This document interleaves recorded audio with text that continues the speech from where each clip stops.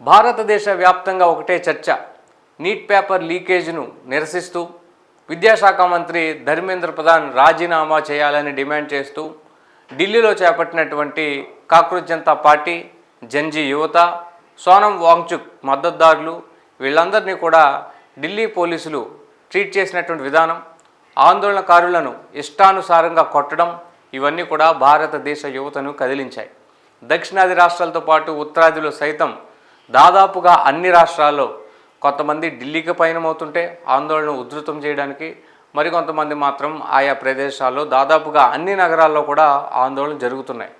ఈ cockroach Janata party స్థాపించినటువంటి విధానము, అభిజిత్ దీప్కే ఈ సీజేపీని స్టార్ట్ చేయడము, సోషల్ మీడియా ద్వారా మొదలైనటువంటి ఈ ఉద్యమం చినికి చినికి గాలివాన్లా మారి మహాసముద్రంలా మారి బీజేపీ ప్రభుత్వంపై ఒక సునామీలా పోటెత్తుతోంది.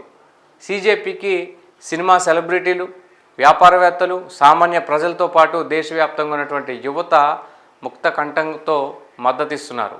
ఇలాంటి తరుణంలో అభిజిత్ దీప్కే ఈయనకు టెర్రరిస్టులు మద్దతిస్తున్నారని, సంఘ విద్రోహ శక్తులు అభిజిత్ దీప్కే వెనుకున్నారని, కాక్రోచ్ జనతా పార్టీలో కానీ ఆ నిర్వహిస్తున్నటువంటి యువకుల్లో కానీ దేశానికి చెడు చేసేటువంటి ప్రయత్నాలు జరుగుతున్నటువంటి ఒక ముద్ర కనిపిస్తోంది.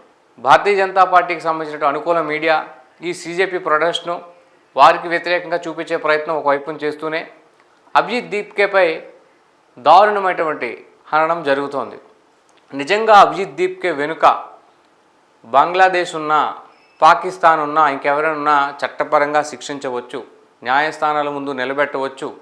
సెంట్రల్ ఇంటెలిజెన్స్ ఉంటుంది ఢిల్లీలో, చేమ చిటుక్కుమన్నా పట్టుకునేటువంటి యంత్రాంగం ఉంటుంది, అణువణువున సీసీ కెమెరాలు ఉంటాయి. అతని జీవితము, అతను పనిచేసినటువంటి పార్టీ, అతని డేటా, అతని స్నేహితులు, సన్నిహితులు, కుటుంబ సభ్యులు వీళ్ళందరినీ విచారించవచ్చు. అలాంటివి ఏమీ చేయకుండానే అభిజిత్ దీప్కే ఒక దుర్మార్గుడు, ఇతను దేశానికి చేటు చేసేటువంటి పనిలో ఉన్నాడు. ఇతను భారతదేశ అభివృద్ధిని ఓర్వలేక పాకిస్తాన్తో చేతులు కలిపాడు, టెర్రరిస్టులతో సత్సంబంధాలు ఉన్నాయి.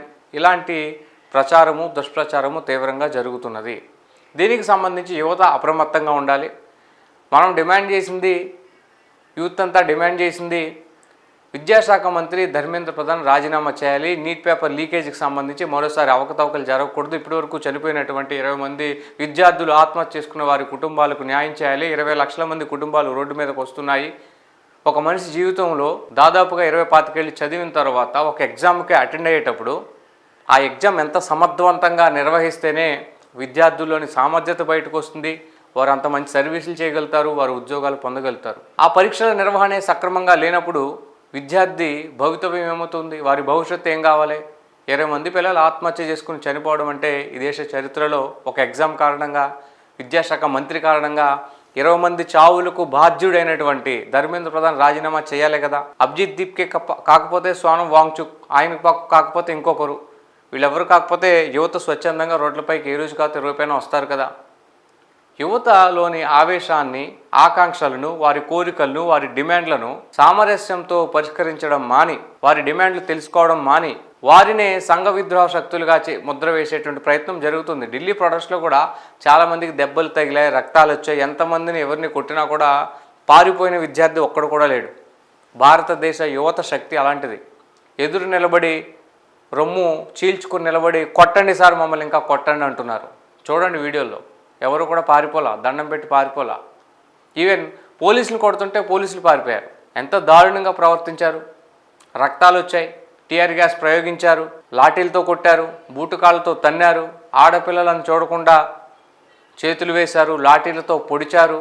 మూగ యువతులు, మాట్లాడలేని వాళ్ళు, అంగవైకల్యం ఉన్నవారు, వాళ్ళు కూడా ప్రొటెస్ట్లో పాల్గొన్నారు. ఇలాంటి వాళ్ళందరినీ కూడా పెద్ద ఎత్తున హింసించి ఇబ్బంది పెట్టి ప్రభుత్వం సాధించేది ఏముంది? ప్రభుత్వానికి ప్రమాద గంటికలు కనిపిస్తున్నాయి కాబట్టే, ప్రభుత్వం కూలిపోయేటువంటి పరిస్థితి ఉంది కాబట్టే దేశవ్యాప్తంగా యువతలో భారతీయ జనతా పార్టీ పట్ల నరేంద్ర మోదీ చెప్తున్నటువంటి కొన్ని అంశాల పట్ల వ్యతిరేకత వ్యక్తమవుతున్నది. దీనికి సంబంధించి ప్రభుత్వం నుంచి క్లారిటీ లేకపోగా ప్రశ్నించే వారిపై సంఘ విద్రోహ శక్తులను, పాకిస్తాన్ను, బంగ్లాదేశ్ను ఇంకోటో ముద్ర వేయడం వల్ల వారి ఆగ్రహం మరింత కట్టలు దించుకునే అవకాశం ఉంది. వచ్చే ఎన్నికల్లో ఖచ్చితంగా దీన్ని ఓటుగా చూపించేటువంటి ప్రయత్నం ఉంది. ఓట్ల రూపంలో వారి ఆగ్రహావేశాలని ప్రదర్శిస్తారు. ఆయా ప్రాంతాల్లో ప్రతిపక్ష పార్టీకి ఆ ఓట్లు మళ్ళుతాయా కాంగ్రెస్ పార్టీకి, లేదా స్థానికంగా ఉన్నటువంటి రాజకీయ పార్టీలు గెలిచే అవకాశం ఉందా, బీజేపీకి మద్దతు ఇచ్చేటువంటి వ్యక్తులు ఆలోచించుకుంటున్న సందర్భం ఇది. ఎన్డీఏలో ఉన్నటువంటి పక్షాలన్నీ కూడా పునరాలోచించుకునేటువంటి సందర్భం. ఇలాంటి తరుణంలో ఈ వ్యవస్థ అంతటికి కారణమైనటువంటి అభిజిత్ దీప్కేకు కొన్ని సంబంధాలు అంటగడితే మావోయిస్టులతోనో టెర్రరిస్టులతోనో దేశ విద్రోహ శక్తులతోనో కడితే ఇదంతా సమస్య పోతుందనుకోవడం భ్రమే అవుతుంది.